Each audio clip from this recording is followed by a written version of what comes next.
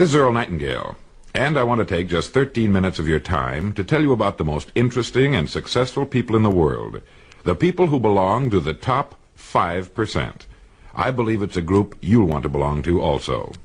First, let me explain who belongs to this group now, and it's right here that you may as well prepare yourself for a shock. I want you to get a mental image of 100 young men standing in a line. These men are all 25 years of age. The world is ahead of them. Each of them has as much opportunity as the rest. They live in the richest country on earth, truly a land of abundance. Now, answer this question. What will have happened to these 100 young men by the time they're 65 years of age? In other words, let's turn the clock ahead 40 years. What do you think will have happened to these 100 men who started even at age 25? It's interesting, isn't it? Well, here are the statistics. By the time they're 65, 1 will be rich. 4 will be independent for life. 5 will be working. 36 will be dead. 54 will be dependent. Let me repeat those figures so that you can get them firmly in your mind. 40 years after 100 young men start even at age 25, 1 is rich. 4 are independent. 5 will be working. And all the remaining survivors, 54, will be dependent on others or an agency for their support. So 5% makes the grade in life. This is the top 5%, and hence the title of this record. To ask you if you want to belong to the top 5% is really unnecessary. Of course you want to belong, and perhaps you already belong. When you discovered that only 5% of our people make the grade financially, were you shocked? You should have been, because this is really a serious indictment. Look at it this way. If you practiced playing the piano 8 hours a day, 40 hours a week, 50 weeks a year, for 40 years, I know you'll agree that you would be an accomplished pianist. Or what if you practiced anything, 8 hours a day, 5 days a week, 50 weeks a year for 40 years? Medicine, law, selling, agriculture, teaching, carpentry, writing, anything at all. In 40 years, you can become an expert at anything, right? Of course. Well, the 54 men out of 100 who arrive at age 65 without having become financially independent in the richest land in the world have worked in our economy 8 hours a day, 5 days a week, 50 weeks a year for 40 years, and haven't figured out in that length of time how to be financially independent for the remaining and certainly the best years of their lives. Why? How is this possible? Financial independence is certainly not a matter of luck. It's a simple matter of planning. How much money do you suppose the average man earns in 40 years? Well, going by present statistics, a man of even very average income should earn in excess of $200,000. That's a fifth of $1,000,000. That's a fortune. Where does it all go? Well, while you're pondering this question, let me tell you what the experts say. They say that only 5% makes the grade because that's the group that does not conform. That's the group that does not follow the crowd. Let's take a quick look at conformity today and see what it can mean. If we conform, that is, if we act like everybody else, the odds are about 95 to 5 that we'll miss the boat too. Why do people conform? Well, not too long ago, the great Nobel Prize-winning Dr. Schweitzer was asked in London, "Doctor, what's wrong with men today?" And the great doctor replied, "Men simply don't think." And that's the answer. Men conform because it seems like the easy thing to do, and because they've been taught to conform. From the time they were born, all through school, they were told what to do. They wanted to be liked, to belong to the group. They dressed, played, and acted like the other children. They didn't want to be different because children are sometimes cruel to those who are different. They spent, let's say, at least 18 years learning to conform to their group. Then came the service. Again, they were told what to do. Again, they must conform. Suddenly, a man is out of service, out of school, and on his own for the first time. Now, what's the most natural thing in the world to do? Right. It's to look around and see what the other fellows are doing. Since we've always been told what to do, why should we start thinking for ourselves at age 25? So he gets a job, and again looks around to see how the other fellows are doing their jobs. Now, since it seems to be a part of human nature to do no more than a person has to in order to get the weekly paycheck, again, he conforms. Now, we know he has 40 years to become great at what he does. Plenty of time. But does he do it? Not if he follows the crowd. Not unless he decides to join the top 5%. If we follow the crowd, we haven't got a chance. If we think independently and follow our good ideas with action and stay with it, nothing in the world can keep us from succeeding. Now, if you don't mind turning this record over, I'll tell you how you can become financially independent.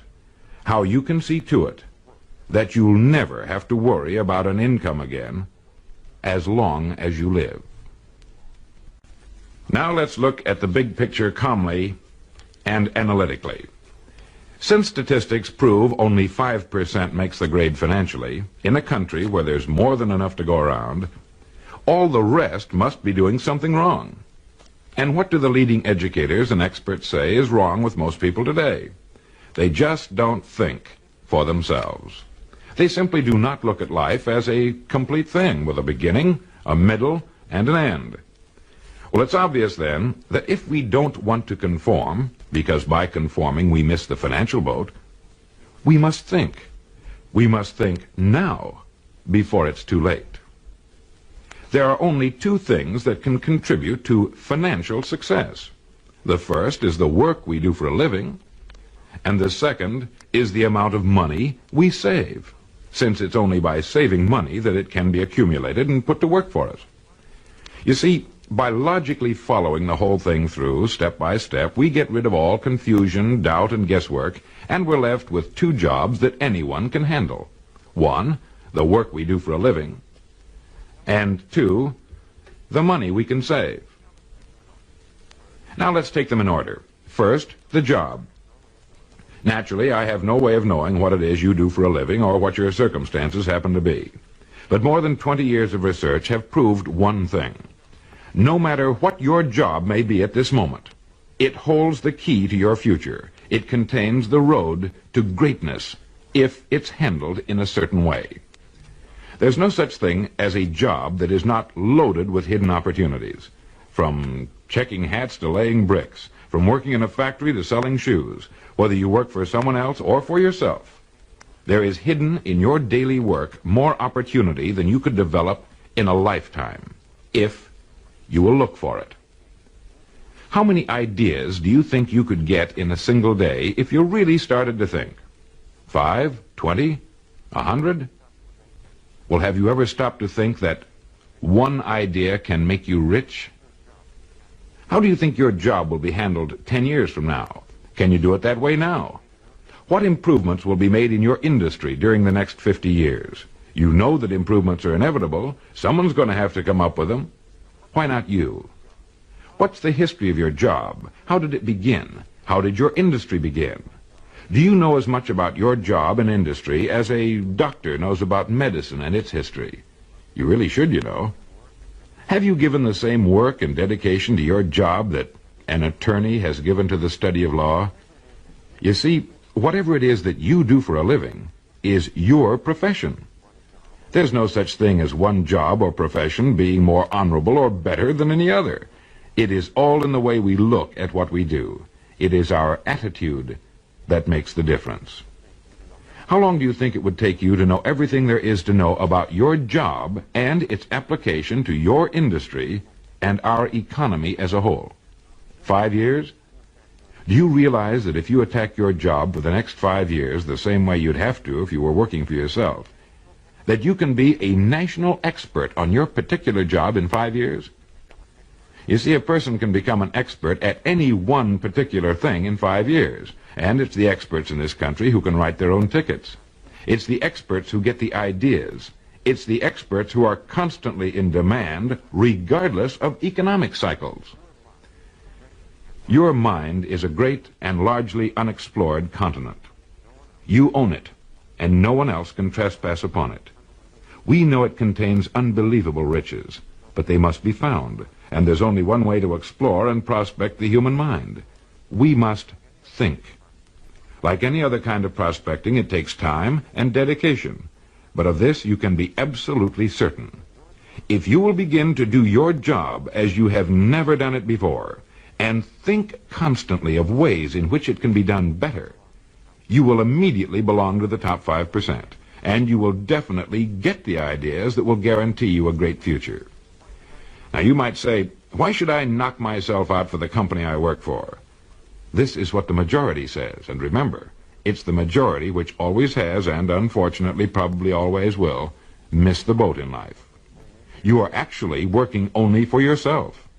Each day you're building the house you and your family must live in, and the materials and methods of construction you put into your house will determine its strength and your degree of greatness. Remember, no matter what it is that you are now doing for a living, it contains the key to greatness if you will only look for it until you find it. So much for the job. The second point that can guarantee our being in the top 5%, those who achieve financial independence, concerns the money we save systematically until we are independent. The men and women who find themselves financially independent at 65 did not suddenly come into an inheritance on their 65th birthday. They planned it that way and then stuck to their plan. Saving money is the only check you can write that doesn't cost you a penny. You've seen a bricklayer starting on a large building. He puts down the first brick and you think, my gosh, what a job. But one day you drive by and there's the building, all finished. The first brick is still there, way down at the bottom, and all the other bricks are in their places. If he hadn't put down the first brick, none of the others could have been put in place. Each brick, small though it is, makes a vital contribution to the finished structure. It's the same with saving money. Unless you're saving at least 10%, preferably more, of what you earn, you are making an extremely serious mistake. Unless you pay yourself at least 10 cents out of each dollar you earn, you are stealing from yourself what can be the most beautiful years of your life. The later years, when you can do all the things you've always wanted to do. You see, financial success has nothing at all to do with the money you earn, but only with the money you save. If you have found this information helpful in any way, will you do the person from whom you obtained this record the courtesy of just a few minutes of your time? Thank you.